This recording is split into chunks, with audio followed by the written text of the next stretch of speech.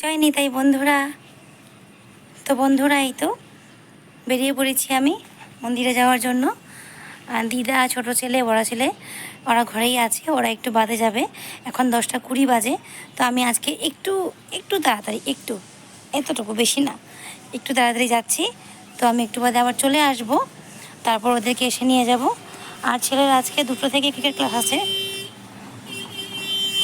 তো তো আগেই চলে যাবে। তো দেখি কি করে। তো আমি এখন বেরিয়ে পড়েছি, তো চলো যাই।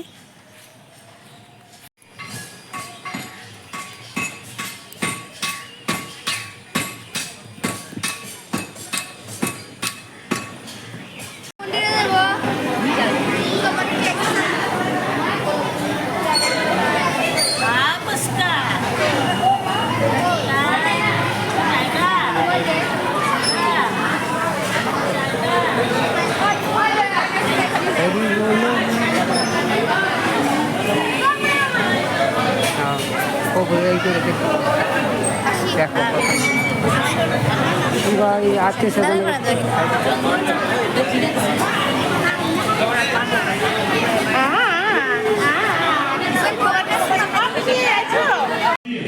পাথর দিয়ে, যেটা বাজারে কোন জায়গায় কোন বিল্ডারের কাছে পাবেন না, যে প্রস্তরের নাম হচ্ছে শব্দখণ্ড ভূতল প্রস্তর।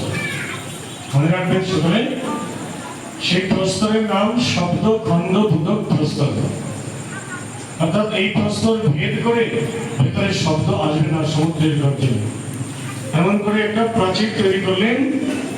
প্রাচীর তৈরি করার পরও তার সন্দেহ ছিল, যদি বা প্রাচীর ভেদ করে সমুদ্রের গর্জন প্রবেশ করে তাহলে আমার প্রভুর সুখ হবে না। আবার একটি প্রাচীর তৈরি করলেন, যার নাম হচ্ছে কুর্ম বেড়া। কুর্ম বেড়া মানে পাথরগুলোকে দেখবেন কচ্ছপের আকৃতি, কাটিং করে পাথরগুলো কচ্ছপের আকৃতির মতো কেটে কেটে তার একটা দেওয়াল তৈরি করেছিলেন।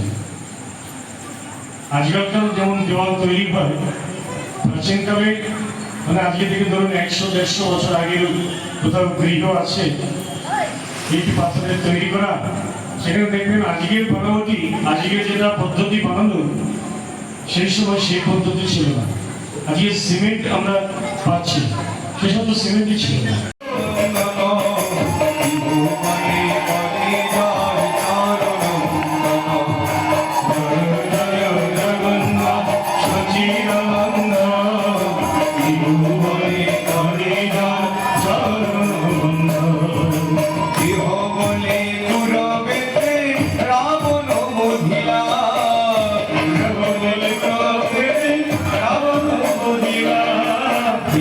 বলে পুরো